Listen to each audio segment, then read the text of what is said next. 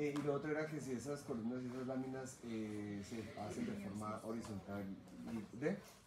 Las sí, láminas son no, horizontales. sí, pero se hacen de forma, ¿cómo se dice cuando? De bidimensional. Es decir, si yo cojo el cerebro y lo miro de forma lateral, pues es bidimensional, o sea, así y así. Juguemos uno. O estoy viendo la corteza como tal, que tenga columnas láminas. ¿Sí me entiendes a lo que me refiero? Tiene seis láminas, y las Ya voy. columnas, tiene columnas donde se ve las necesidades para la análisis de información. O sea, así, profe. Pues la Si corteza. yo agarro el cerebro así en esta vista, No puedo hablar o sea, porque se graban las los láminas videos. así, y las columnas así. Pues pásalo pene. Yo tengo que hacer un corte coronal. Ah, ok, entonces espera. ¿Santiago está grabando? Sí. ¿Dónde? O sea, así, Yo hago un corte coronal. sí. Y en ese Y corte él se mandó coronal, su canal de YouTube, ¿no? las Ya la grabó toda la láminas clase. que les estoy mencionando van así. La única manera que usted ponga cuidado. Obvio no. Y así son las columnas. Porque la corteza, acuérdese que es toda la sustancia gris. O sea, la corteza está en toda la superficie. Entonces, para yo mirar las láminas, yo tengo que hacer una, dos, Ah, y aquí al interior yo puedo decir que esta es una columna. por eso el profe Gina en el video dice como que en la quinta lámina es que se da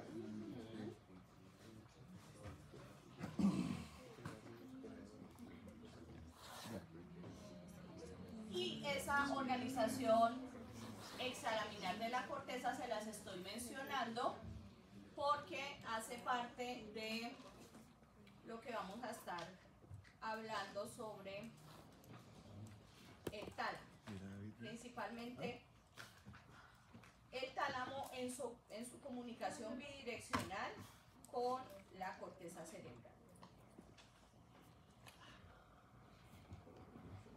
Entonces, ya estamos hablando de tálamo como una estructura que hace parte de qué sector de la organización general, el diencéfalo. el diencéfalo. Entonces, es una estructura diencefálica que es par, o sea, nosotros tenemos un tálamo derecho y un tálamo izquierdo, y ese tálamo tiene forma, yo ya les había mencionado que tiene forma como de un huevito cuando lo ajustamos, ¿sí? Entonces tiene una forma ovoide, más o menos mide entre 3 por 2 centímetros, y nosotros podemos subdividir el tálamo en sectores con unas características de desarrollo diferentes. Vamos a pensar que el tálamo es como si tuviéramos un edificio con varias habitaciones, y cada habitación tiene un desarrollo filogenético particular que en cierta forma ustedes van entendiendo que cuando nosotros pensamos, por ejemplo, funciones que sean límbicas, emocionales, pues vamos a estar hablando de unas características filogenéticas, un desarrollo filogenético mucho más primitivo. Mientras que si nosotros estamos pensando en funciones mucho más elaboradas, funciones cognitivas que están relacionadas con funciones mentales superiores, pues vamos a estar hablando de estructuras que tienen un desarrollo filogenético mucho más reciente, son más nuevas. Y entonces más o menos así vamos a considerar que el tálamo va a tener un desarrollo bien específico de sus núcleos.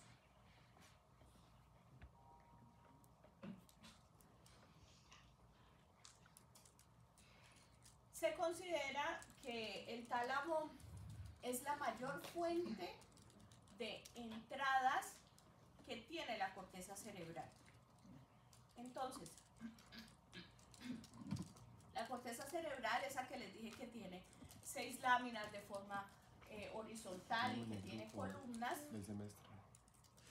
tiene como primer fuente de aferencia es ella misma. O sea, en el cerebro humano adulto, nuestra corteza va a recibir una retroalimentación, que es la que de alguna manera nos podría estar dando cuenta de lo que es la realidad, ¿sí? Si yo analizo la historia de vida de cada persona, cada uno va a tener una forma bien particular de ver el mundo y de analizar los hechos que suceden en el mundo, de vivir su propia experiencia, de generar juicios acerca de lo que pasa en el mundo, lo que hacen las otras personas, ¿sí? Y esa experiencia entonces de la realidad llega a ser muy subjetiva, muy personal, porque una de las cosas que se cree que está relacionada con eso es que la corteza tiene una gran conectividad principalmente con ella misma. Y esa conectividad entonces con ella misma va a ser alimentada por la siguiente fuente de aferencias, que es el tálamo. Que si nosotros comparamos de pronto el número, pues vamos a darnos cuenta de que la cantidad de aferentes de la corteza es muy grande y supera mucho al tálamo, ¿sí? A las entradas talámicas. ¿Qué le va a proporcionar entonces el tálamo a la corteza? Una conexión con la experiencia sensorial del exterior. Nosotros vamos hoy a estar comprendiendo la participación del tálamo en varias funciones, pero vamos a estar haciendo énfasis en la participación del tálamo en el funcionamiento sensorial, que es una de las funciones más importantes que tiene. Porque resulta que la corteza no tiene una entrada directa de la información a partir del exterior. La información que recibe la corteza del exterior es la información que le va a estar proporcionando el tálamo. ¿Listo? Entonces, para eso, la corteza funciona charlando con el tálamo. Entonces, en ese diálogo que tiene la corteza y el tálamo, la corteza le pide o le solicita al tálamo la información que ella requiere y que para ella es relevante en las distintas situaciones de la vida, y el tálamo lo que hace como una estructura subordinada a la actividad cortical es enviar la información que está solicitando la corteza. Eso lo voy a explicar ahorita un poquito más con ejemplos.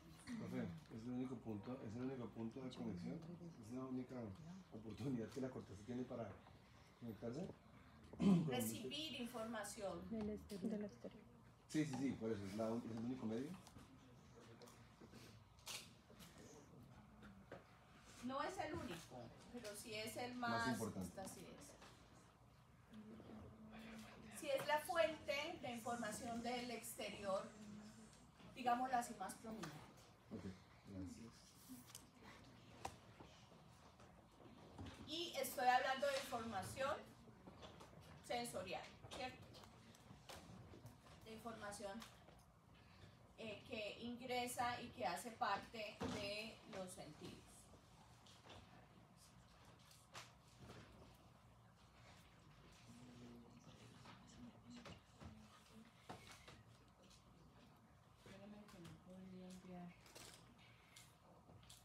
Están anatómicamente separados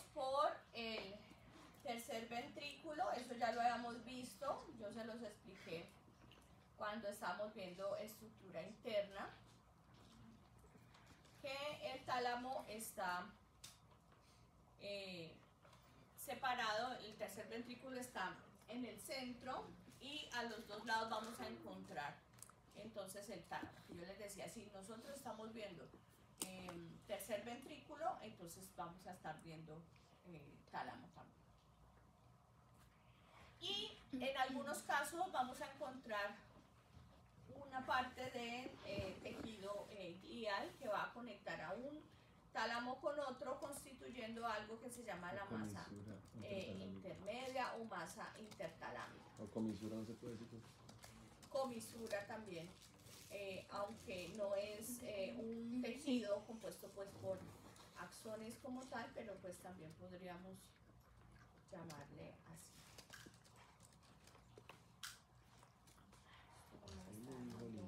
¿Es tejido glial entre tálamo y tálamo? Sí. Perdóname, pero es que no me está dejando colgar la diapositiva.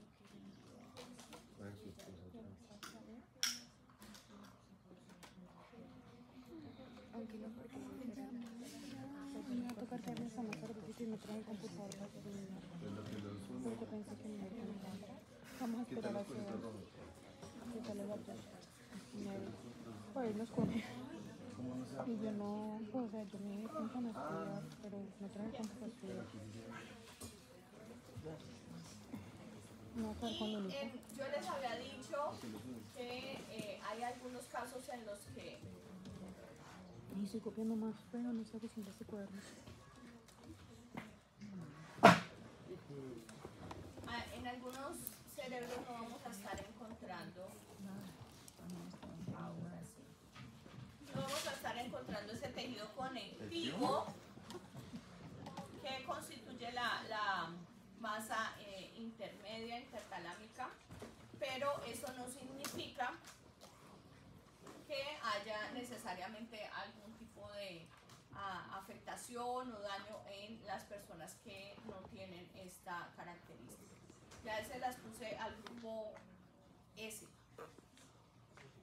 S son ustedes, ¿cierto? Y G. ¿Alguien del S que me diga si ya le aparece?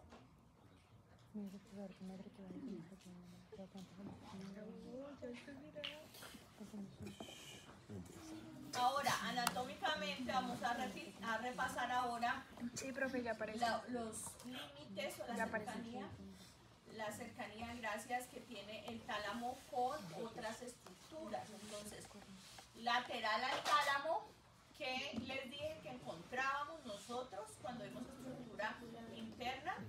El brazo posterior de la cápsula interna.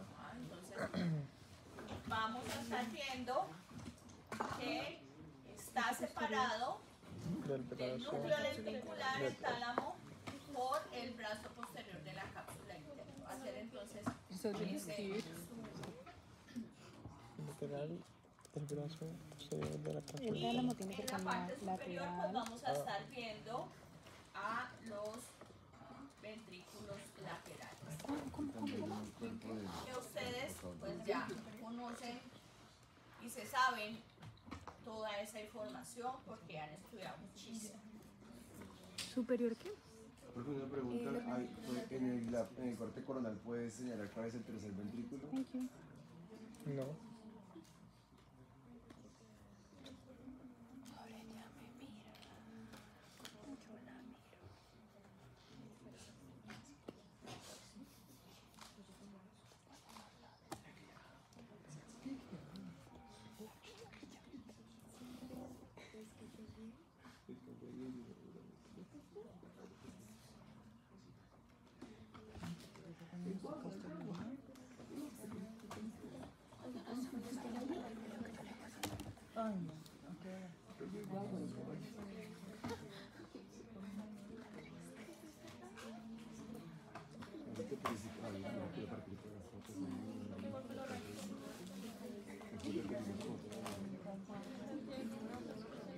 Una sola, por favor.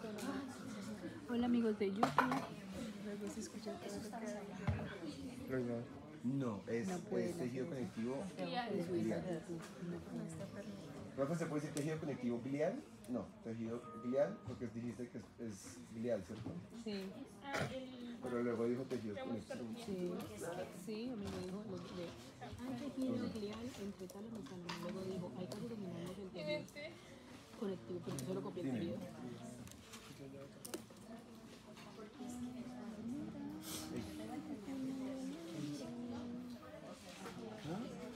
Espera, ya le pregunté porque también tengo la misma confusión porque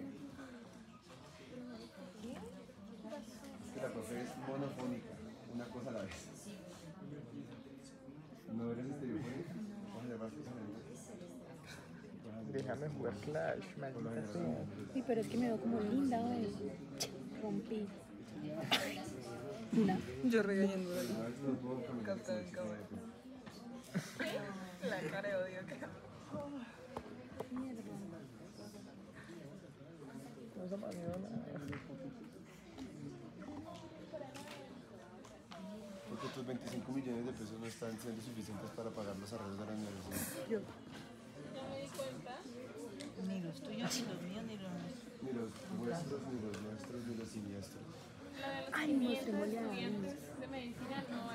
los videos de comida. Pero es que no sé cómo aparecen ellas.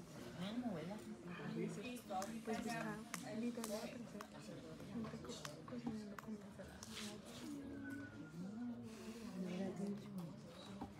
Bueno, este entonces es un corte coronal, ustedes ya conocen, las estructuras que hay acá ya las identifican. Este entonces es el ventrículo lateral, el fornix y encontramos entonces el tálamo, separado por tercer ventrículo. Ok, profe, ¿y el agujero de abajo qué es? Esta es una separación, ¿sí? Que está dada por las estructuras. No es compartimento ventricular. Hace parte del tercer ventrículo también, es tercer ventrículo. ¿Qué? ¿Por qué? ¿Porque es así?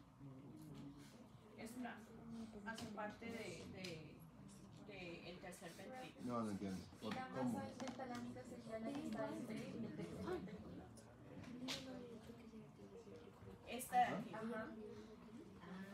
¿Cuál? Pero no me hagas así, dime cuál, el que está abajo o el que está... Es que eso es lo que yo no Esta, mira entiendo. acá. No, esa es la masa, sí, pero el tercer ventrículo viene siendo lo que está abajo del fornix. Sí, mira, es esto en continuidad con esto. Ok, Y esta es la masa. ¿por qué es así? Sí, es que esta, Claro. si esta es la masa intertalámica, Y está así, pues yo tengo que pues tener estamos viendo, un ventrículo así. este es el tercer ventrículo, ¿cierto?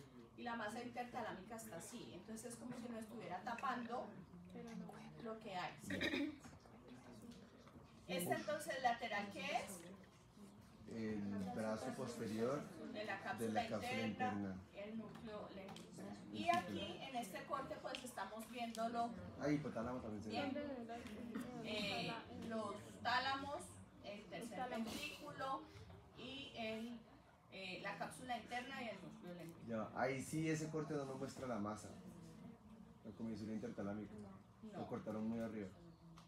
Bueno, vamos entonces a ver a esa organización ya de los núcleos.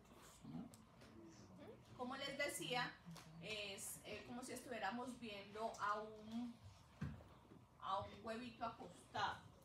Entonces la forma del ¿Qué clase de huevos es eso? del tálamo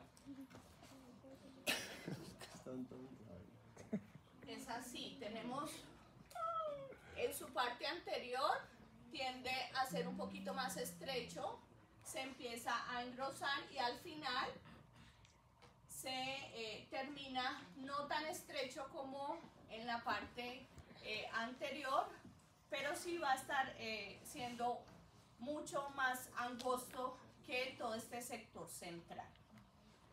Y ese tálamo entonces aquí se empiezan a apreciar un poco las estructuras que están generando aquella división del tálamo.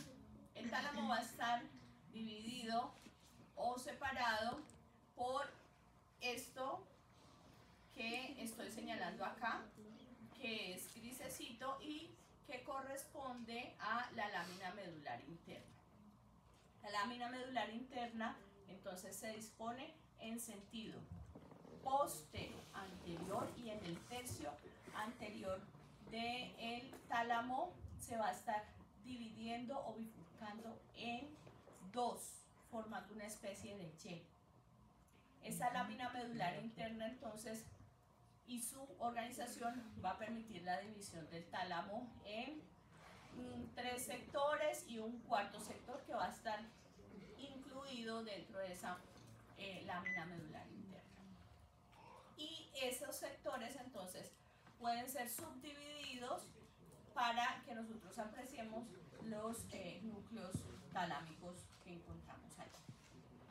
Entonces, por delante de la bifurcación se encuentra este sector de aquí, que es el sector anterior, y que de aquí en adelante ustedes lo van a conocer como el núcleo anterior.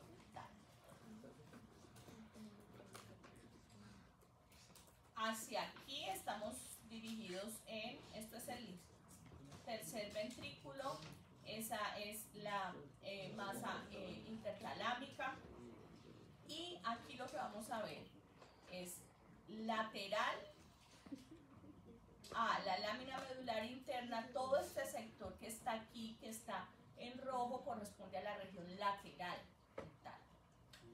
Y todo este sector de acá, que está más cerca y más dirigido hacia el tercer ventrículo, corresponde a la región medial del tálamo. En esas regiones lateral y medial vamos a encontrar unos núcleos. Y dentro de la lámina medular interna también vamos a encontrar unos núcleos. Estos núcleos que vamos a estudiar hoy son la mejor forma de estudiar el tálamo. Hay otras divisiones del tálamo que tienden a realizar más subdivisiones del tálamo, que no las vamos a estudiar ahorita, que si ustedes en algún momento piensan en ser neurocirujanos, pues sí van a tener que estudiarlas más a profundidad. Pero por ahora la división y los núcleos que vamos a estar viendo hoy les sirven a ustedes para que sepan sectorizar y para que puedan en algún momento orientarse acerca de cuáles pueden ser las afectaciones o las patologías y las manifestaciones clínicas que se pueden generar de acuerdo al sector donde pueda haber una lesión o un traumatismo. ¿Listo? Entonces, si nosotros realizamos un corte a partir de esa línea punteada, vamos a estar observando un corte coronal del tálamo, como se observa aquí. Y en ese corte coronal pues podemos apreciar hacia la línea media la región en azul, que corresponde a los núcleos que se encuentran en la región media. Dentro de la lámina medular interna, unos agregados nucleares que corresponden a los núcleos intralaminares, núcleos de la región lateral, y como hay una lámina medular interna, pues también hay una lámina medular externa. O sea, vamos a encontrar un grupo de fibras que va a estar rodeando la superficie talámica, que es esta de acá y que corresponde a eso, a la lámina medular externa.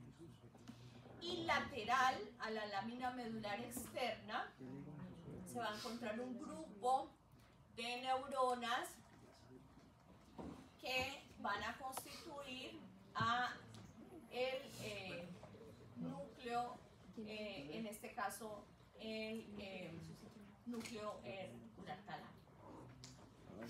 Y vamos a estar entonces observando cada uno de esos núcleos ahorita en el estudio que vamos a realizar. Antes de ingresar a ver cada uno de los núcleos, voy a hacerles una precisión acerca de las divisiones que podemos realizar de esos núcleos y cómo podemos estar analizando la estructura del tálamo en relación con la función que cumple para el filtro de información sensorial. Los núcleos talámicos se pueden dividir en dos, unos núcleos específicos o de contenido, que son aquellos que nos van a aportar información muy específica sobre elementos sensoriales, motores o del análisis de información más de tinte asociativo. Entonces, a ese respecto vamos a encontrar núcleos de relevo, que en este caso son núcleos de relevo de información sensorial. Vale la pena mencionar también que estos núcleos de contenido que son específicos tienen una conexión con áreas y sectores específicos de la corteza y llegan a láminas específicas de la corteza.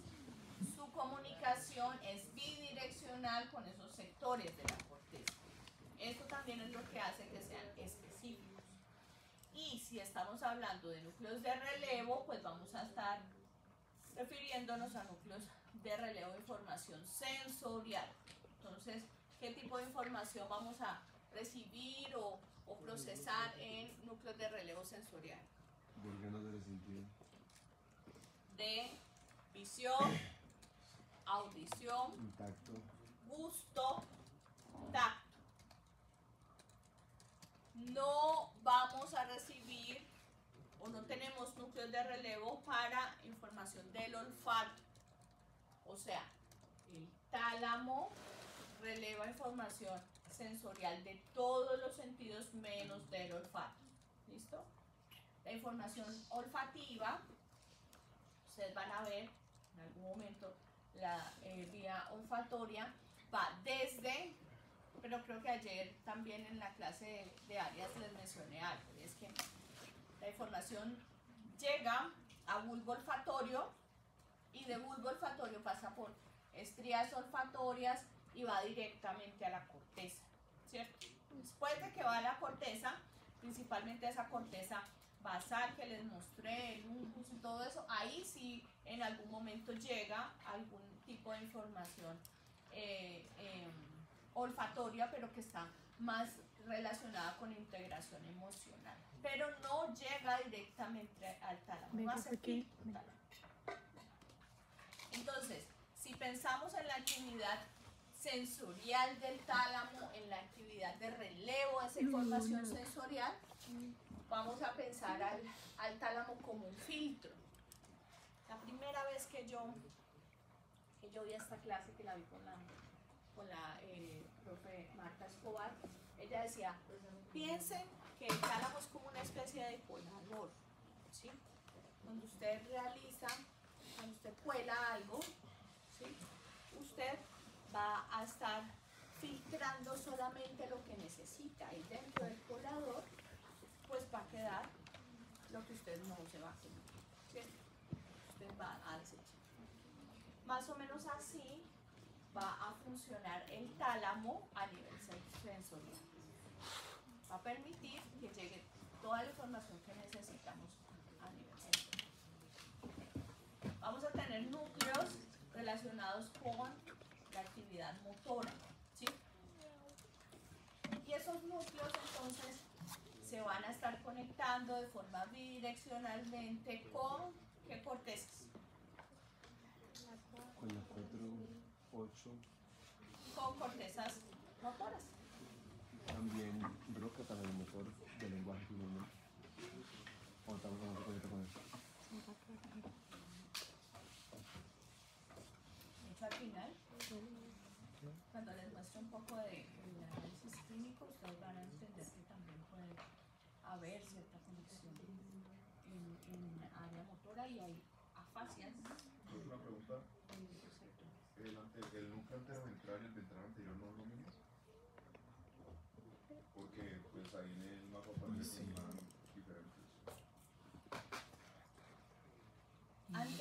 involucran, no, estos que estás mencionando tú hacen parte de la región anterior y los vamos a estar estudiando todos como un núcleo anterior. ¿Sí? Anteroventral, anteromedial y anterodorsal por eso es fue el núcleo anterior. Es que creo que el que muestra la profelina sí tiene los colores que coinciden con la imagen del Eterno. Pero ustedes no se van a confundir. Listo. Pero pues, es más fácil. Claro, amarillo con amarillo, rojo con Lo rojo. van a tener en cuenta, pues.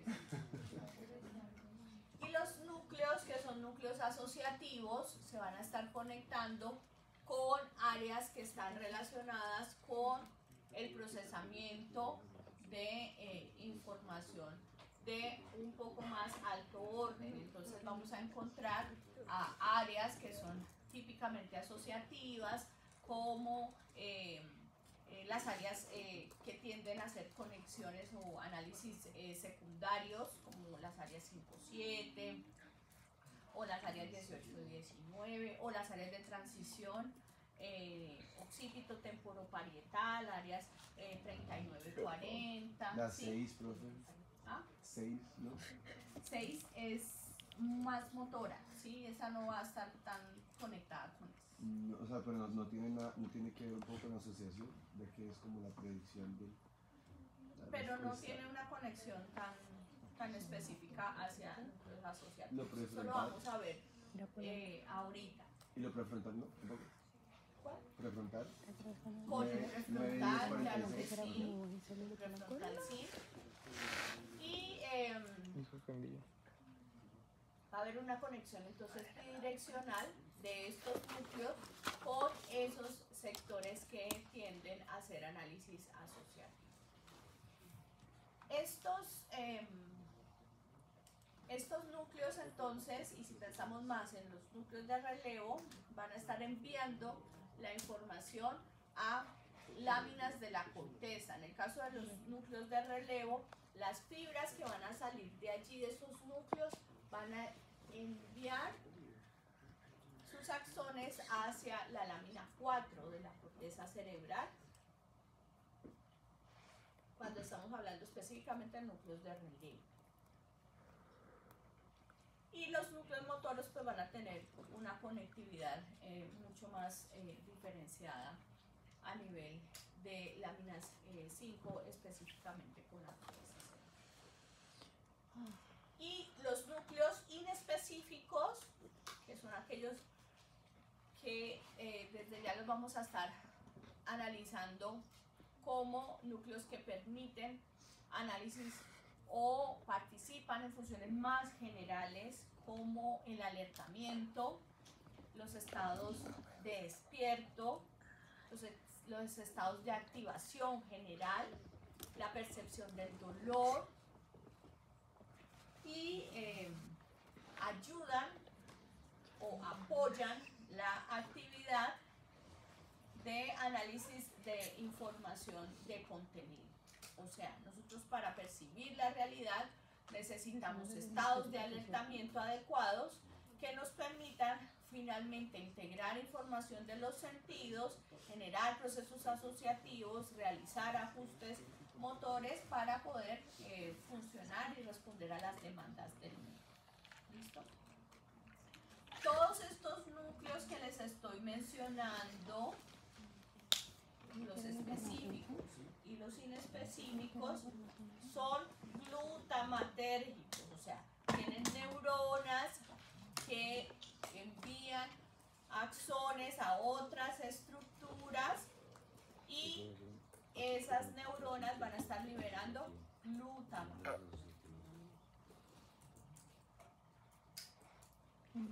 Entonces nosotros podríamos decir, y ustedes ya se lo imaginan, que el tálamo es una estructura exclusivamente, o predominantemente más bien, glutamatérgica. Y este, que está aquí, que es el núcleo reticular, que les dije que era este de acá, tenían que ver con información. Es un de núcleo que va a estar funcionando de una manera diferente y es un núcleo que Gracias, bro. en medio de toda la actividad glutamatérgica va a regular la actividad de los otros núcleos. Entonces, si regula la actividad de los otros núcleos, ¿qué neurotransmisor requiere para hacer esa regulación o modulación? GABA. El único núcleo GABAérgico del tálamo es el núcleo reticular. Profe, los que están asociados con el dolor son los específicos que dijiste. Ya vamos a ver. Pero acá También, sí, pero es que no son los únicos del tálamo que están relacionados con el dolor. Dios me hizo regañar a ustedes. Entonces, miren, No te enojes, teacher. no le estoy regañando. Entonces, miren, vamos a pensar al tálamo como una estructura que está subordinada a la actividad de la corteza. Yo siempre les he dicho que la corteza es la que manda, ¿sí? La corteza es la que dirige la actividad del resto del sistema. Debajo de la corteza vamos a estar estudiando algunas estructuras que responden a las necesidades corticales. Dentro de esas, la primera que vamos a estar estudiando es el tálamo.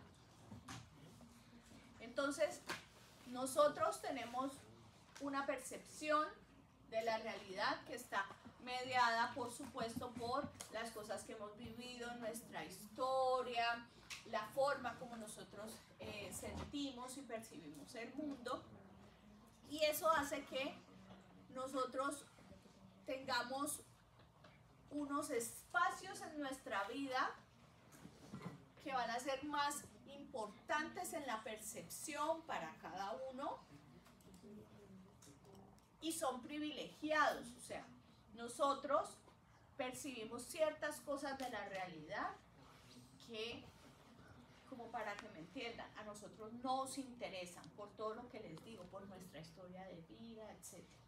¿Sí? Entonces, la percepción de la realidad en el humano es limitada. Nosotros no alcanzamos a percibir todos los elementos de la realidad. No tenemos un sistema tampoco que esté dirigido a eso. Y realmente si tuviéramos un sistema dirigido a percibir todos los elementos de la realidad, pues viviría agotado, ¿sí?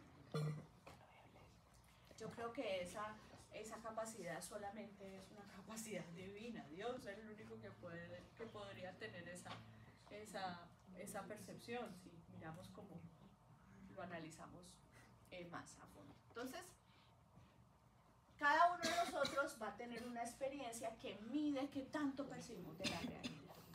Nuestra percepción de la realidad tiende a ser limitada y en la vida cotidiana nosotros privilegiamos ciertas actividades sobre otras dentro de la realidad. ¿Sí? Para algunos acá pueda que sea muy importante la moda, ¿cierto? Entonces, si para una persona es importante la moda, cuando llega a un lugar, lo primero que se va a estar fijando es cómo va la gente vestida. Para otro de pronto no le interesa eso. Y entonces se juntan esas dos personas y una persona le dice, ¿vos viste la camisa que llevaba fulanito?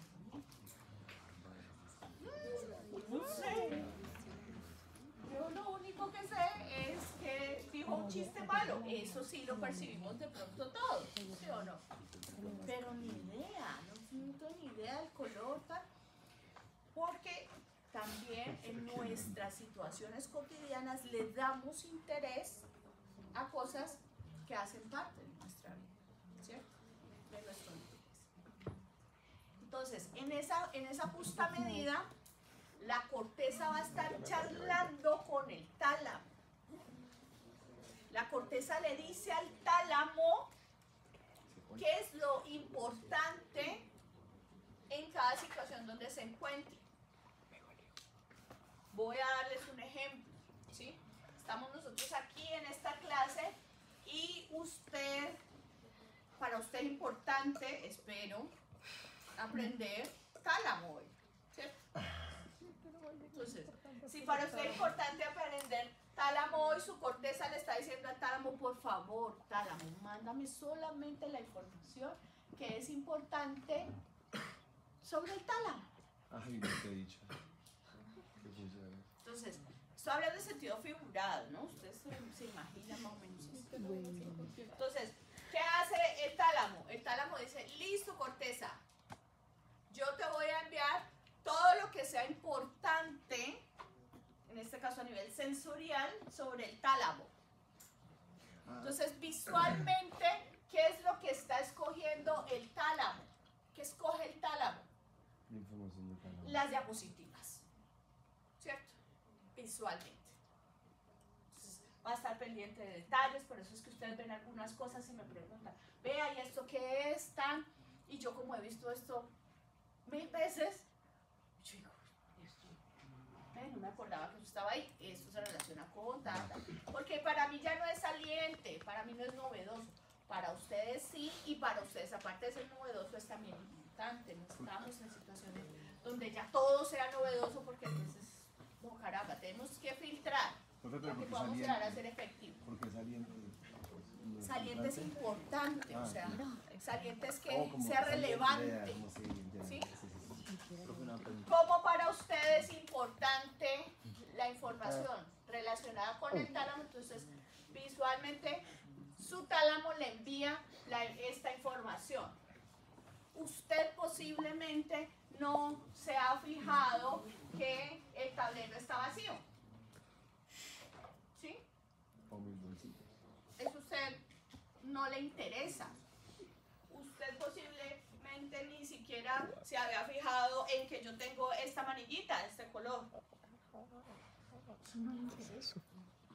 Bueno, a menos que usted esté preocupado por la moda y diga, No me dio nada peor.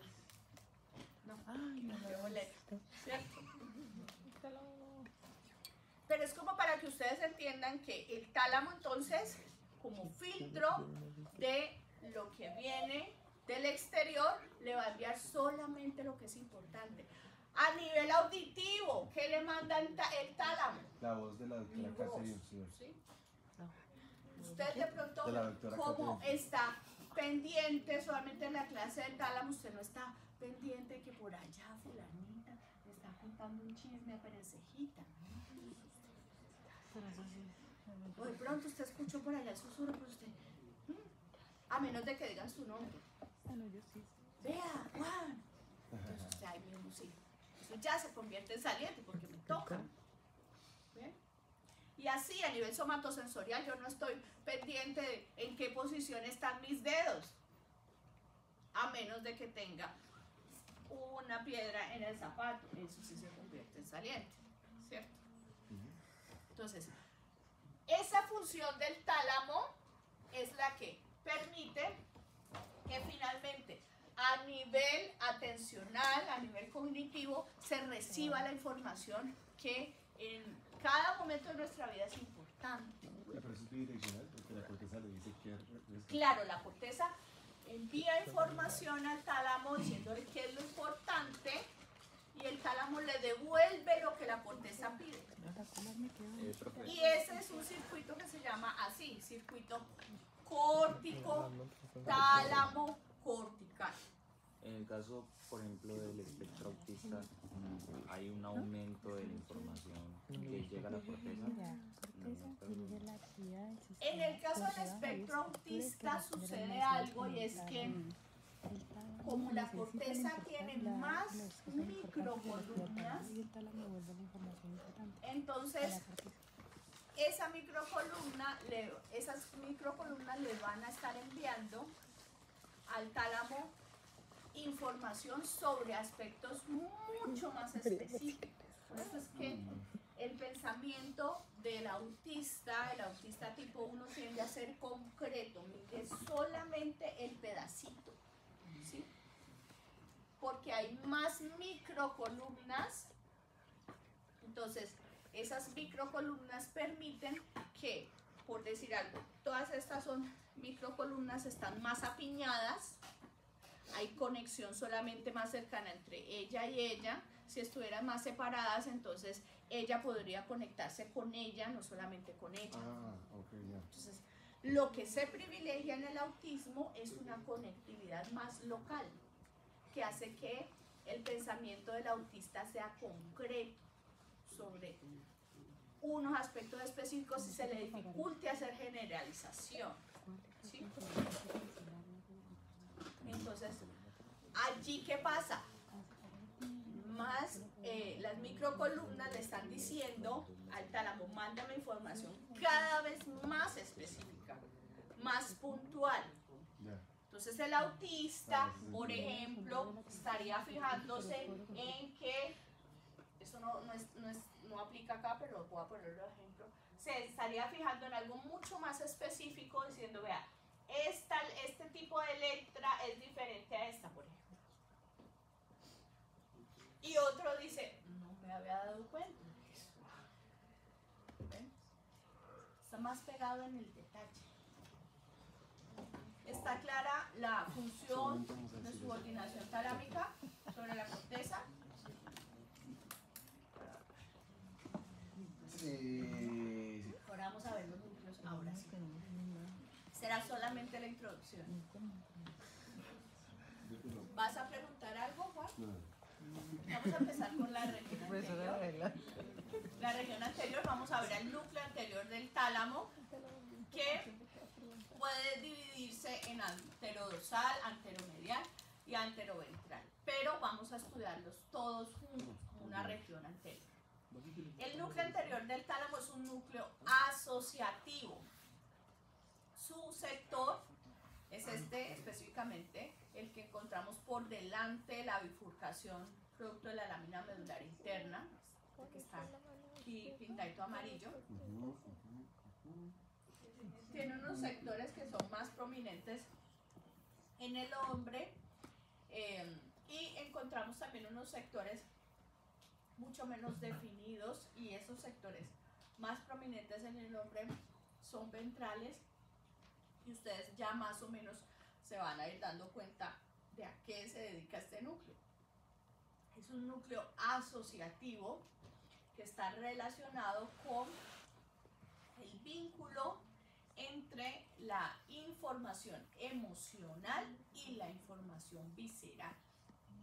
Entonces, si pensamos en el procesamiento emocional asociado al tálamo, pues vamos a estar hablando del núcleo anterior como un núcleo prominente y relevante para hacer estos procesos de integración emocional con información visceral.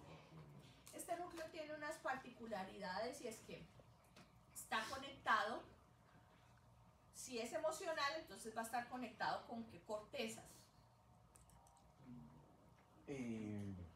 Ínsula. ¿No?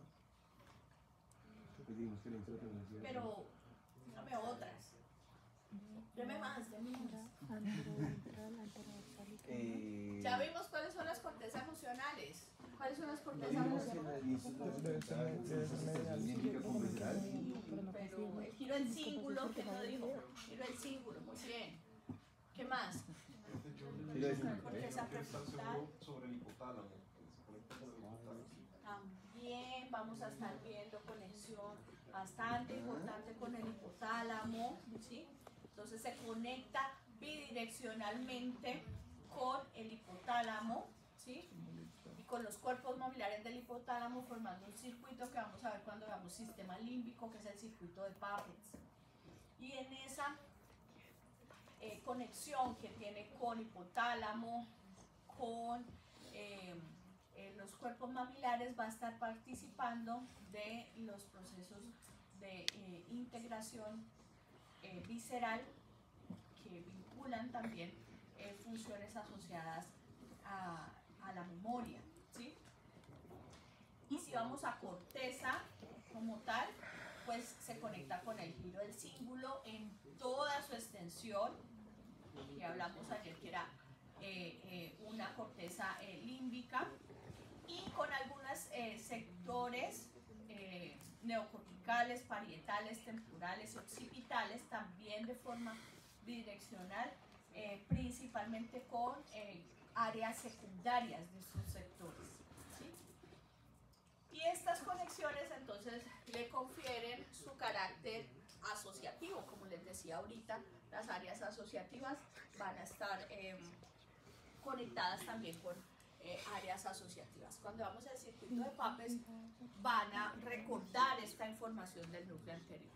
Otra cosa que es muy importante del núcleo anterior es que es un núcleo que tiene menos influencia propia del núcleo reticular.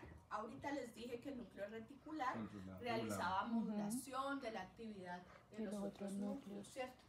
Pues el núcleo anterior tiene una particularidad, y es que la conectividad del núcleo reticular hacia él es menor, de tal forma que la inhibición propia del núcleo reticular es menor en el núcleo anterior. Y eso tiene sentido y tiene relevancia también para el funcionamiento de cosas como las sensaciones afectivas, como el dolor, ¿sí? El dolor difuso, sordo,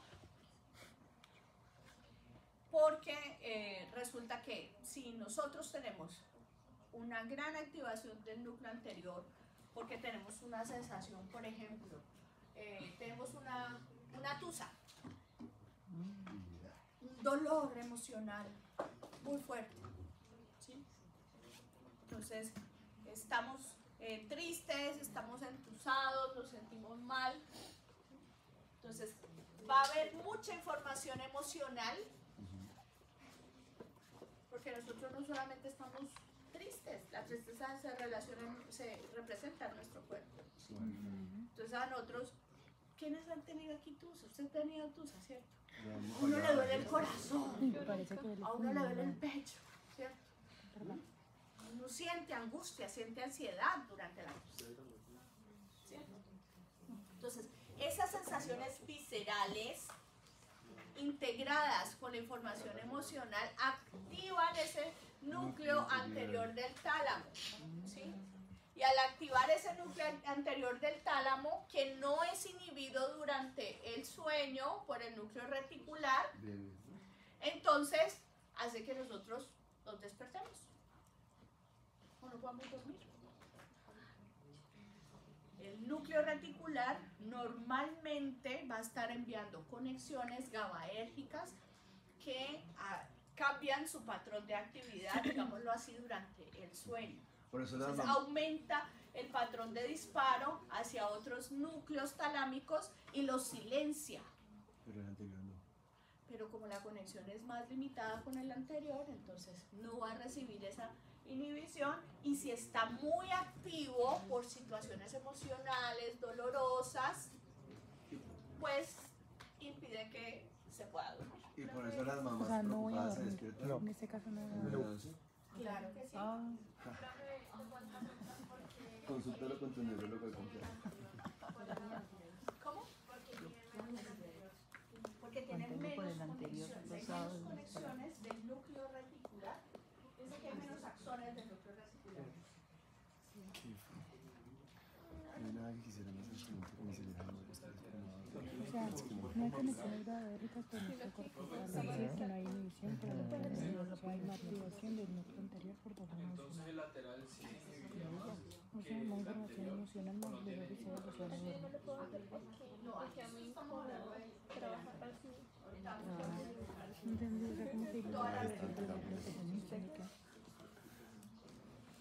Entonces, núcleo anterior, asociativo, de integración, emocional, límbica. Ah, sí. Pero esto también tiene que ver con lo que decíamos de la misma integración límbica y visceral. ¿Ves?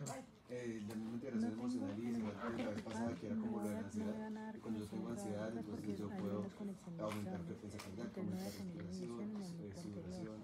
¿Tiene que ver también con eso? Porque me acuerdo que te referiste a eso esa vez, a la misma emocional, bueno, por el asociación estímulo emocional con que sea, asociación pero en este caso visceral. pues hace para la atención. Sí, es Pero que el el control núcleo, emocional más el en dolor el núcleo visceral. anterior se Tengo que integra tener más información esa y más dolor información, visceral y no me ¿sí? acuerdo. Por lo mismo Se que integra. reciben información de cuerpos mamilares, del hipotálamo, Ah, ¿sí? sí, Y por Esto es lo mismo que hipotálamo. recibe también retroalimentación de cortezas límbicas.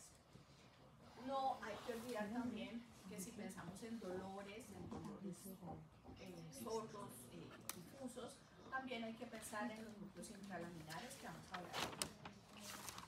Los dos van a estar funcionando para generar Entonces sí tenía razón. generación de información dolorosa.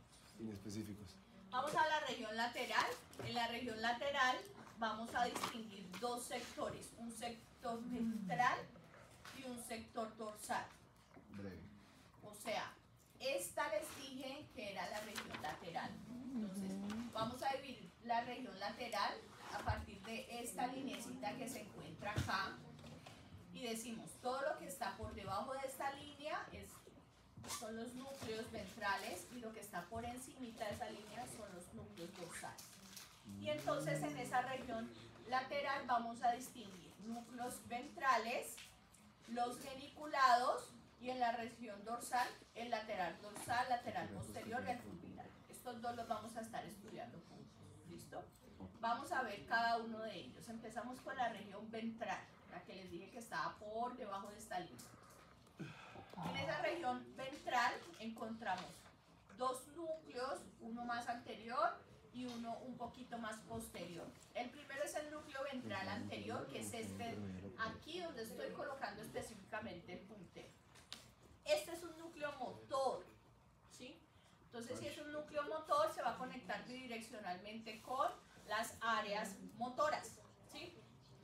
Y va a recibir aferencias de sectores que aquí, sí, todavía ustedes no los conocen, pero que están relacionados con los procesos motores. Dentro de esos está el globo pálido, el subtálamo, la sustancia negra reticulada, los núcleos rojos, el núcleo dentado y los núcleos intralaminares. ¿Sí? Estos los vamos a estar viendo, esto los vamos a estar viendo en los núcleos de la base, esto lo vamos a estar viendo cuando veamos mesencéfalo, esto cuando veamos cerebelo y pues este lo vamos a estar estudiando ahorita.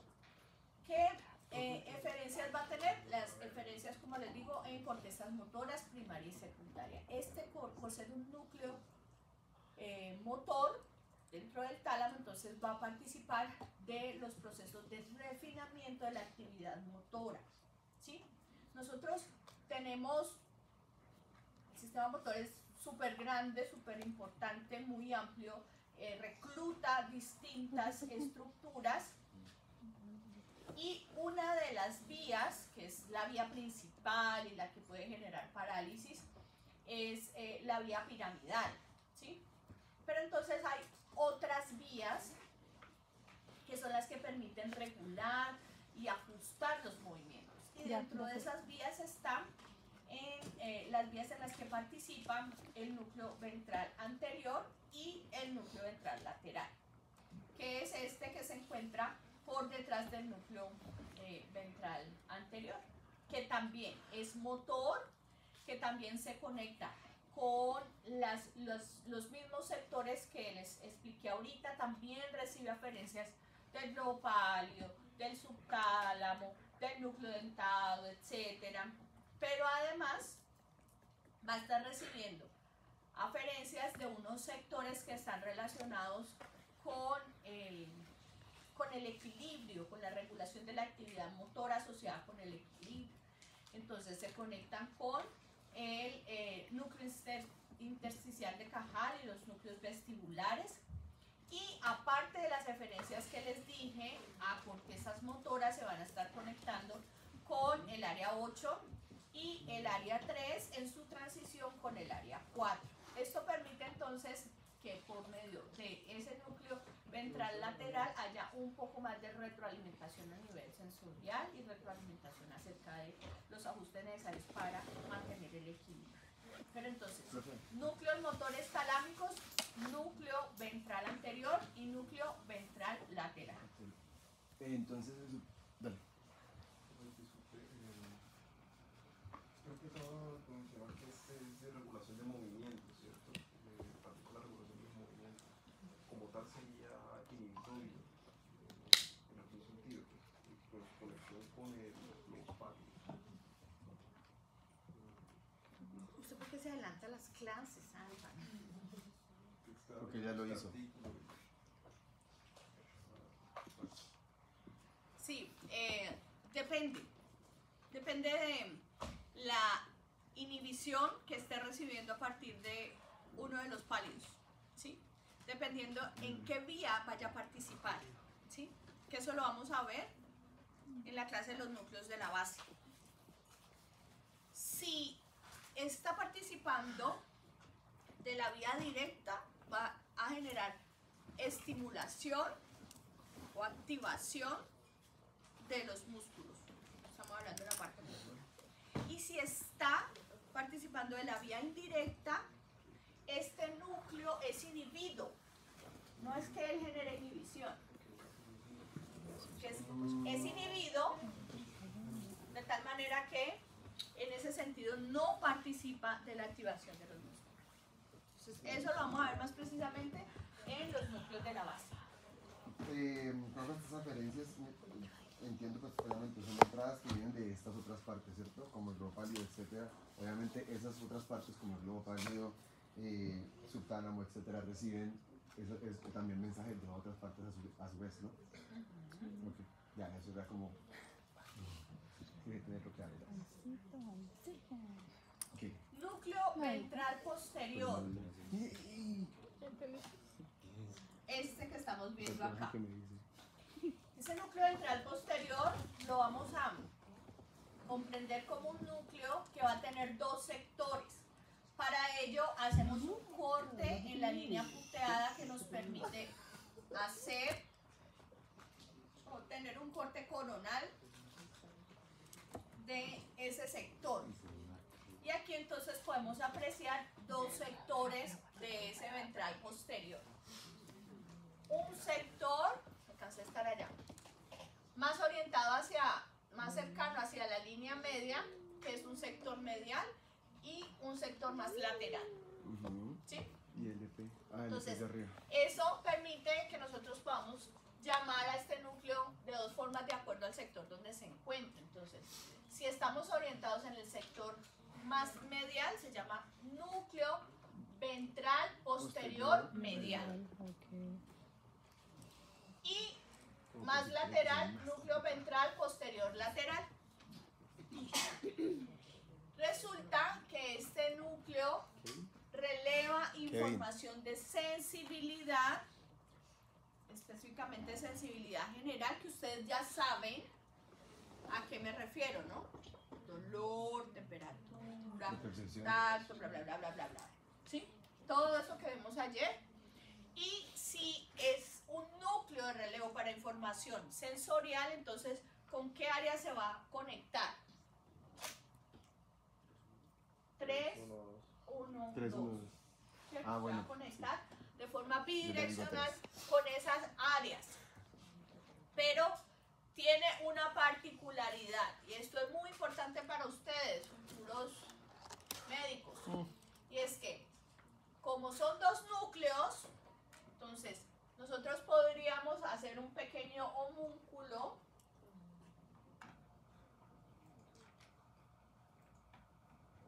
en ese núcleo. Voy a ver si puedo. Sigo intentando. Cabeza. Cabeza. Ella siempre dice eso. ¿Cierto? Sí. Una cabeza. Ay, bueno, me salí, pero ustedes entienden. Sí, sí. Ah, ya. Okay. Entonces hacemos un pequeño homúnculo, una personita ahí acostada. No sé. Y decimos, el núcleo ventral posterior medial está relacionado con el relevo de información somatosensorial de la cabeza. ¿Sí? Y el núcleo ventral posterior medial del cuello para abajo. entonces eso permite que nosotros podamos identificar una conectividad diferenciada de acuerdo a el sector de donde se esté recogiendo la información. Me explico, si estamos pensando en la información de la cabeza, entonces al núcleo ventral posterior medial llega la información a partir de tractos trigeminotalámicos. ¿Listo? Y de ahí hacia la corteza. Y de ahí hacia la corteza. ¿Hacia qué corteza? 3, 1. 3, 1, 2. ¿Cierto? Y si estamos pensando en el ventral posterior medial que recibe información del cuello para abajo, entonces ahí sí pensamos que la información llega a partir del tracto espinotalámico anterior, lateral, uno relacionado con tacto simple y el otro con dolor y temperatura respectivamente, o del lemnisco medial. Y ojo, adicionalmente, como estamos hablando de la cabeza, pues el núcleo ventral posterior medial también va a estar recibiendo información del gusto, ¿sí? Entonces, la información gustativa llega al núcleo ventral posterior medial y después va a ¿qué área de la corteza? 43. Entonces, 43, acuérdense, en el área gustativa. Entonces, la información llega al núcleo ventral posterior medial a partir de un tracto que se llama el núcleo, el tracto solitario, ¿sí? Entonces, ese tracto va a estar llevando la información, el núcleo del tracto solitario va a estar enviando la información para que llegue al núcleo ventral posterior medial relacionada con el gusto. ¿Listo? Y pues se considera a partir de lo que les dije, de ese homúnculo chiquito que les acabo de dar, que ojalá se acuerden, ventral posterior medial, la cabeza y el cuerpo más lateral, pues va a tener entonces una organización somatotópica fina, a partir de lo que les expliqué, y las eferencias entonces van a llegar al área 312 y al área 43, como ya les dije.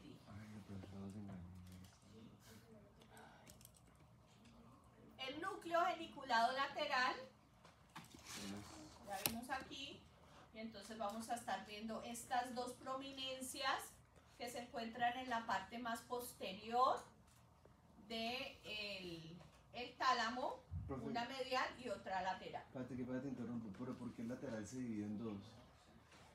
Ventral, lateral, tiene dos partes, una es intermedio y la otra solo lateral. Si ves donde están tres, al lado de los que no tienen número. Ah, ya, este que me estás diciendo acá. Sí, porque hablamos de tres, del anterior, lateral y posterior. Sí. Pero ese es intermedio, ¿cierto? Se considera el núcleo intermedio. Algunas personas hablan de un núcleo intermedio, ¿sí? Pero es lateral.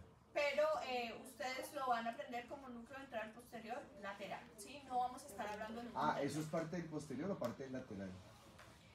Se considera que es parte del ventral posterior lateral, Okay. ¿sí? Pero entonces no vamos a hablar de núcleo intermedio. Okay. ¿Sí? Vamos a estar hablando de núcleo ventral posterior. Núcleo geniculado lateral, esta prominencia que encontramos acá que tiene el número 7. La información visual antes de llegar a la corteza, ¿a qué corteza tiene que llegar inicialmente? 8 no. Al área 17, va a estar siendo relevada en el núcleo geniculado lateral. Núcleo geniculado lateral releva información visual. ¿Qué información va a estar llegando a ese núcleo geniculado lateral? Pues va a estar llegando información de la retina, ¿sí? Llega información de la retina por unas células que son células ganglionales. Ustedes después van a ver el sistema visual. Entonces, las últimas células de la vía de la retina son células ganglionales, en este caso van a ser células tipo 2 y va a recibir aferencias también desde la corteza, que son células tipo 1, y otras aferencias que van a estar relacionadas con los procesos de alertamiento que se debe mantener, que son fibras tipo 3 que llegan del locus ceruleus. ¿Sí? ¿Qué llevan? Locus ceruleus. ¿Qué tipo de neurotransmisor? ¿Qué produce? ¿Qué neurotransmisor le envían? ¿Cómo escribes? Noradrenalina. ¡Vamos! El Consúltalo con su núcleo neurólogo de confianza. geniculado lateral tiene una organización laminar muy específica. Y esa organización, esa distribución laminar, se divide en 6 capas, en 6 láminas. Y va a tener una capa más inferior, ventral, a la lámina 1, que se llama la lámina S. Las capas se organizan en sentido ventral a dorsal. Entonces, esta es la capa 1, la 2, la 3, la 4, la 5 y la 6. La lámina 1 y la 2 son magnocelulares, o sea, tienen células grandes. Y las otras, la 3, la 4, la 5 y la 6, son parvicelulares. ¿Par qué? Parvicelulares o parvocelulares, que quiere decir que tienen células más pequeñas. Y esa distribución laminar entonces va a estar recibiendo información de la retina de diferente forma, o sea, de la retina contralateral se va a recibir en las láminas 1, 4 y 6, y de la retina ipsilateral se va a recibir de las láminas 2, 3 y 5, de tal manera que la información de los campos visuales va a llegar a los dos ojos, ¿sí? Allí. Pero no va a llegar todo el campo visual, va a llegar solamente una parte del campo visual, que ustedes lo van a ver después cuando vean el sistema visual. ¿Listo? Y esto entonces va a ser importante para constituir la vía visual que finalmente va a generar la imagen allá en área visual. ¿Y qué información va a estar llegando al geniculado lateral? Principalmente fibras 1 y 2, que son fibras de la retina gruesa, rápidas y fásicas, que son tipo A. Estas son las fibras que van a estar llevando información de colores y de formas que permiten la identificación de la imagen. ¿Tipo A y qué? Entonces, por eso podríamos considerar desde ya que el geniculado lateral, por supuesto que participa de la vía visual, del reconocimiento de los objetos.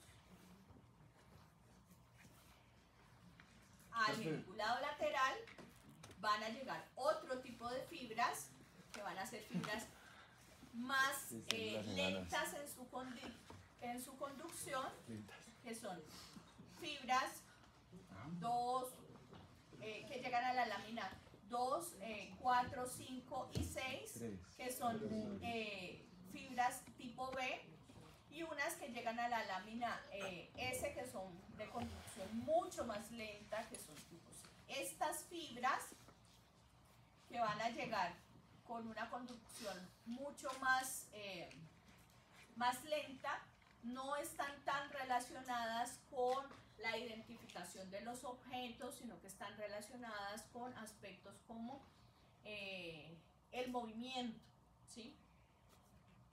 ¿Cómo decirlo?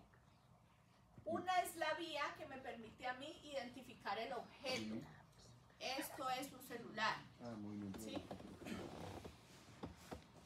La información que más llega a la retina es información rápida para la identificación de los objetos. que más llega de la retina al geniculado lateral, rápida para la identificación de los objetos. Pero otras, también la información que me permite ver que yo estoy moviendo el teléfono y hacer dirección. Entonces, esa ya va a estar llegando por otro tipo de fibras. Y pues vamos a encontrar un 90% de células que van a estar proyectadas a la corteza visual a través de las radiaciones ópticas, tomando 2 cursos esas radiaciones ópticas, y allí en ese tálamo pues vamos a estar encontrando células que van a ser multipolares o bipolares, algunas piramidales, formando como una especie de rosetas que normalmente se denominan glomérulos en el sistema. Entonces, el geniculado lateral es un núcleo que tiene una organización tópica bien específica. Ahora, el geniculado medial, que es este de aquí, es un núcleo ya para relevo de información auditiva. La información auditiva tiene varios puntos a la cual llega, y uno de los lugares a los que llegas al geniculado medial del tálamo, producto de fibras que vienen de los folículos inferiores.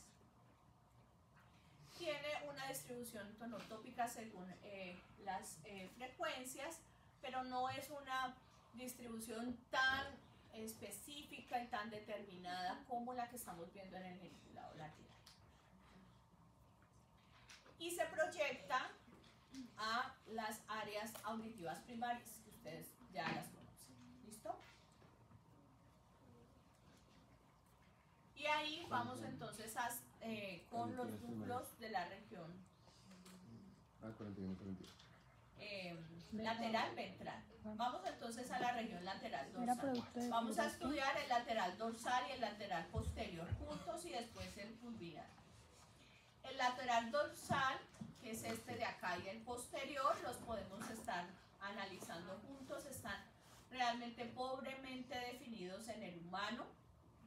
Son asociativos y se van a estar proyectando a áreas asociativas, áreas 5 y 7. Estos núcleos están relacionados con el procesamiento de información visoespacial, con la ubicación de los objetos en el espacio, en relación también con nuestro cuerpo. Entonces cumplen un papel principalmente asociativo. El núcleo pulvinar, que es este de acá, que es la colita del tálamo, es un núcleo grande y es muy importante porque se relaciona con procesos también de lateralización propias de la lateralización hemisférica. Entonces se han encontrado en él algunos aspectos de dominancia cerebral. Yo les he dicho desde ayer que el hemisferio izquierdo está más relacionado con el procesamiento de información propia del lenguaje, de tal forma que este núcleo, cuando se han encontrado alteraciones en el pulvinar del hemisferio izquierdo en personas con dominancia atípica, se encuentra que pueden tener también afasias similares a las afasias de Wernicke que les había comentado el día de ayer. Y por el contrario, si se lesiona en el hemisferio contralateral no dominante derecho, en la mayoría de las personas pues pueden haber alteraciones a nivel del procesamiento de información visoespacial, las noxias y las praxias mucho más complejas. Recibe aferencia de otros núcleos de los folículos superiores y de las áreas 17, 18 y 19 y se conecta de forma bidireccional con áreas secundarias 39, 40, sectores del 21, del 22, del 18, el área 18 y 19, de tal manera que estamos viendo una gran conectividad con esos sectores de transición temporo, occipito, parietal, que están muy cercanos a lo que vemos al área de Guernica. ¿Área 7 no? ¿Con cuál? ¿Área 7?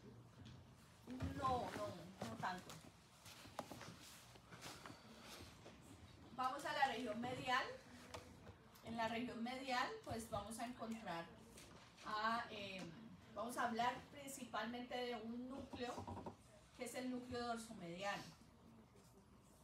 El núcleo dorsomediano es un núcleo que tiene es un núcleo asociativo que está relacionado con los procesos principalmente cognitivos.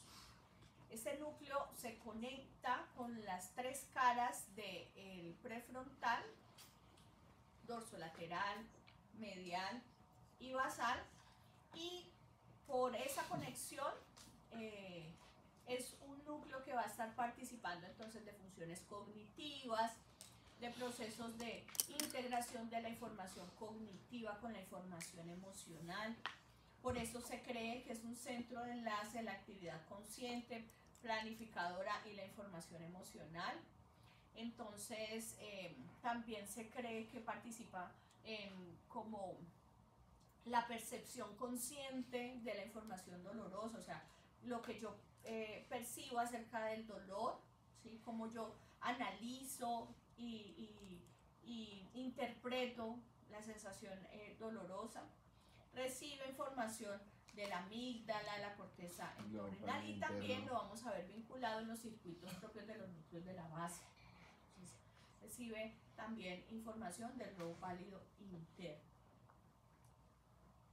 Los núcleos intralaminares son estos: centromediano, central-lateral y parafascicular, pero vamos a hablar específicamente de pues, la participación del núcleo centromediano. Son inespecíficos. Les dije entonces que si son inespecíficos, a diferencia de los específicos, van a conectarse de forma difusa con distintos sectores de la corteza. Entonces los axones de esas células van a distribuirse a distintas áreas de la corteza cerebral y a distintas láminas de la corteza cerebral, ¿sí? Por eso son inespecíficos, su actividad no depende de la corteza cerebral, y como son tan difusos van a participar de funciones también muy amplias. Entonces participan de cosas como el alertamiento, el despertar, ¿sí? Los ciclos de sueño y vigilia. Van a participar de las funciones asociadas al dolor protopático. Reciben información del sistema activador reticular ascendente del tallo cerebral para que ellos activen su funcionamiento. Y van a conectarse, por supuesto, con la corteza, también se conectan con los núcleos de la base para, en cierta forma, generar activaciones dependiendo de los estados de alertamiento. Pero no recibe aferencias de la corteza, ¿cierto? Porque dices que no depende de ella. ¿O a qué te refieres con no depende? No depende necesariamente de la actividad de la corteza como los núcleos de relevo. Claro, o sea, no recibe de la corteza. Si va a estar... ¿Se tiene aferencias? No tiene una comunicación directa desde la corteza. ¿Sí? Ante su actividad puede en algún momento inhibir a la corteza. Okay. Pero la corteza no va a estar diciéndole necesariamente no funcione, no se inhibe. ¿Qué necesita? ¿Qué información necesita? ¿O qué?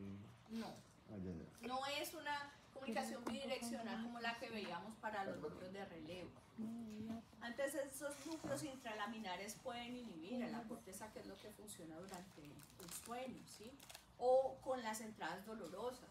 Pero entonces él no también es regulado por reticular ¿o no? No. También igual que el anterior. Bueno, el anterior sí, pero poquito no. Sí, tiene menos conexiones. Este también tiene menos conexiones del reticular, llegan menos conexiones a él. Él recibe de una vía que vamos a ver cuando veamos tallo Si necesitas cerebral, copiarlo. que está en la formación reticular, que es el sistema activador reticular ascendente. Que es la vía de Entonces ella. las fibras van a subir hacia núcleos intralaminares del tálamo para de allí partir a la corteza y generar activación si se requiere. Pero no era corteza. Por eso. Lo que pasa es que va a tener comunicación con varios, porque va a generar procesos de activación glutamatérgicos. ¿Sí? Entonces, si yo necesito estar alerta, si yo necesito estar despierto, los núcleos intralaminares envían información para que yo pueda estar despierto. Entonces, su comunicación y su conectividad es muy difusa. Esa.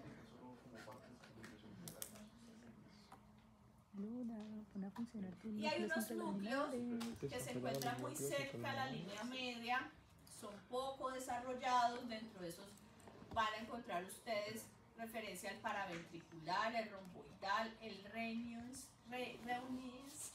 el paratenial, que se conectan bidireccionalmente con estructuras límbicas y van a estar recibiendo fibras desde tálamo, desde distintas monoaminas de las que vimos, y se van a estar conectando con cortezas límbicas también, ventromediales y del estriado ventral para participar de los procesos de regulación de información. Casi siempre ustedes lo van a ver, es que las estructuras que están orientadas hacia la línea media tienen participación en funciones emocionales. Si no están orientadas hacia la línea media, están en la parte basal. Esta es una síntesis de la conectividad propia del tálamo. En esta imagen ustedes ven, va a cortezas motoras, esta es S1, esta es visual, ¿sí? Esta es auditiva. Esto es como para que se vayan guiando. Y para finalizar, el núcleo reticular, que ya hemos hablado un poco acerca de él. Es una lámina delgada de células que la vamos a encontrar en la superficie lateral. O sea, esas células van a estar dispuestas hacia la parte lateral de la región lateral, y son neuronas que ya vimos que envían GABA, ¿no? Esas neuronas GABAérgicas van a proyectarse a los otros núcleos del tálamo y van a generar entonces inhibición de esos núcleos. Ese núcleo reticular está atravesado por fibras que vienen también desde la corteza y van a estar dejando unas colaterales. Va a tener entonces también algunas aferencias de la formación reticular. Entonces, el núcleo reticular es un núcleo que en estado de vigilia tiene un patrón de disparo, que es el que permite que en estado de conciencia module la actividad de los otros núcleos talámicos. Pero durante el sueño, ese patrón de disparo cambia, aumenta ese patrón de disparo para generar una mayor activación a los núcleos talámicos, de manera que es capaz de silenciar, ¿sí? ¿Qué es lo que se produce cuando nosotros dormimos? pero si lo O sea, estoy activando, ¿cómo si? ¿En esa enseñó qué pasa? acuérdense que es GABAérgico, Por eso, el reticular se está activando. está activando. Ah, ya. ¿Sí? Entonces, al activar el patrón de disparo, el reticular, entonces va a generar un mayor envío de GABA hacia los otros núcleos y y va a generar un silenciamiento, una inhibición de esos núcleos. ¿Qué es lo que pasa cuando nosotros dormimos? O sea, cuando estamos durmiendo vamos a tener menor entrada de estímulos sensoriales que permite que nosotros podamos generar el sueño. Bueno, esta es una síntesis del circuito en el que va a estar participando el núcleo reticular. Esta es una célula del núcleo reticular. Esta es una célula piramidal de la corteza cerebral. Las células piramidales de la corteza cerebral envían sus fibras hacia los núcleos de relevo del tálamo, pero adicionalmente van a estar dejando unas colaterales cuando pasan por el núcleo reticular para generar activación. Y esa activación entonces genera cierto grado de modulación hacia los núcleos de relevo, que es lo que permite que en el día se pueda entonces recibir la información que llega a ser pertinente o la información que llega a ser saliente también para la corteza. Y la fibra entonces de las células de los núcleos de relevo se devuelve hacia la corteza con la información que la corteza necesita, y a su vez ellas mismas van a generar una autorregulación por fibras hacia la célula reticular. Este circuito es el que permite que nosotros podamos recibir la información que es importante, la información que es necesaria para que nosotros podamos mantener la atención en situaciones cotidianas. La formación de este ciclo se da por medio de la falta de señales de las células piramidales corticales por la noche. ¿Cómo así? Cuando la señal de las células reticulares aumenta o sea, ¿quién la está regulando a ella? A las células piramidales. El sueño es Piramidales, no, reticulares. reticulares. A las reticulares. Sí, viste piramidal. Ay, perdón. A las reticulares. El sueño es un proceso muy complejo, ¿sí? Que implica no solamente participación del tálamo, tenemos participación también de estructuras del tallo cerebral, que están relacionadas con él, ¿sí? Entonces, yo le estoy explicando una parte del proceso, ¿sí? Pero hablar de sueño implica también ver que hay conexiones de sistemas más basales que se encuentran en el tallo cerebral, como la formación reticular, que van a estar enviando fibras más hacia arriba para activar los procesos de sueño. Y una de esas fibras es proveniente de la formación reticular del tallo cerebral, ¿sí? Y ahí participa también el hipotálamo, que lo vamos a ver después. El hipotálamo nos dice si está de día, si está de noche, si necesito dormir o no. O sea, es complejo.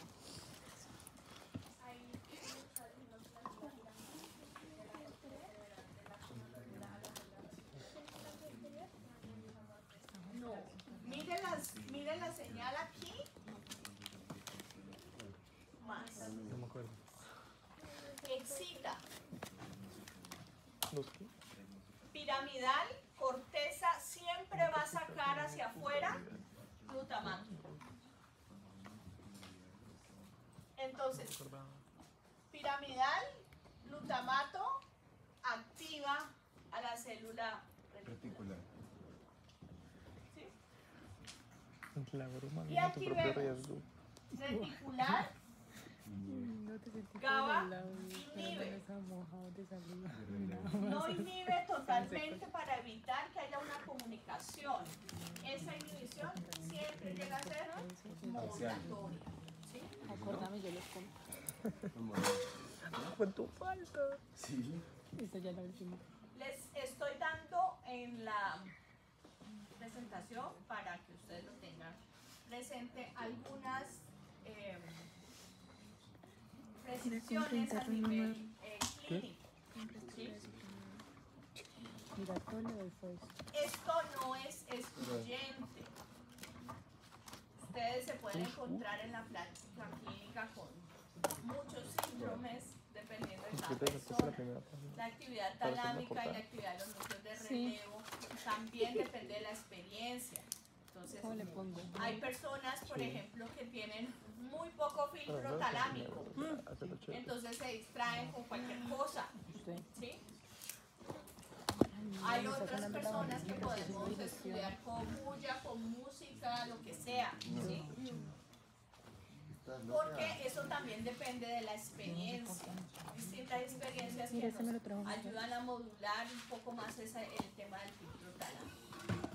Entonces, las lesiones en el tálamo anterior pueden producir cosas como la amnesia anterógrada, alteración de recuerdo autobiográfico, afasias, en este caso afasias motoras muy parecidas a la disartria, o habla reducida a nivel espontáneo, dificultades en procesos de orientación espacial, principalmente cuando estamos hablando del hemisferio derecho, superposición de información no relacionada, como lo que se encuentra en efectos confabulatorios, donde la persona está hablando de o teniendo recuerdos de cosas que no sucedieron.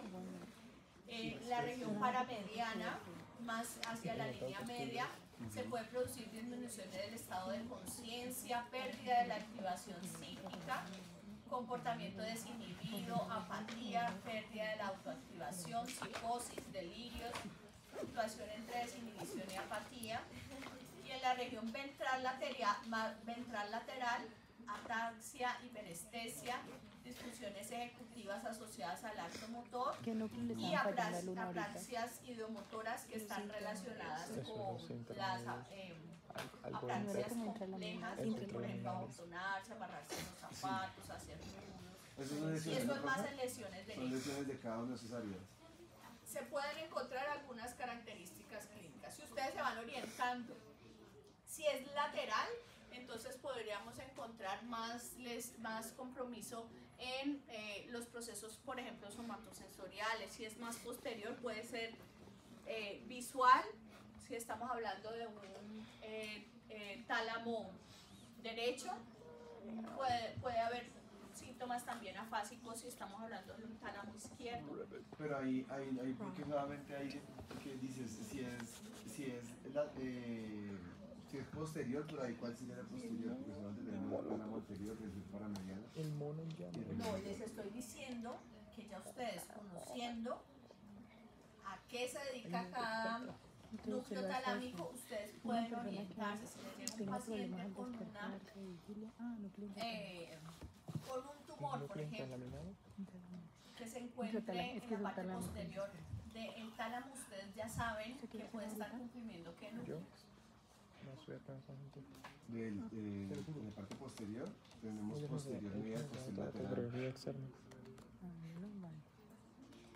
Y si es un tumor, casi nunca encontramos un tumor chiquito. Entonces puede estar comprimiendo en hilas. Puede estar entonces comprimiendo qué sectores. Mira acá. Si es posterior, un pulvinar, los geniculados. ¿Sí? Si está, por ejemplo, en este sector de acá, puede estar comprimiendo núcleos ventrales posteriores. Posterior lateral y posterior medial, que es sensorial. Entonces, para sintetizarles, esto que hemos visto, si ustedes son pillinos y pillinas, creo que sí, como si estuviéramos viendo un mapa chiquito de las áreas corticales. ¿Sí? Las lesiones, el compromiso que vamos a encontrar en estos sectores del tálamo es muy similar al que podríamos encontrar en áreas. ¿Y cómo hago la diferencia entonces? ¿Cómo sé que la persona? Pues con imagenología. Pero usted dice, tengo este paciente con estas alteraciones, yo me supongo que puede haber una lesión, un compromiso o talámico, puede ser ver si yo en la imagen no veo nada acontece, entonces yo puedo estar haciendo análisis y asociaciones a partir de lo que ya conozco. ¿Y qué tal de los fascículos también podría ser? Claro que sí. Porque hay fascículos que uno muere. Claro que sí. ¿Listo?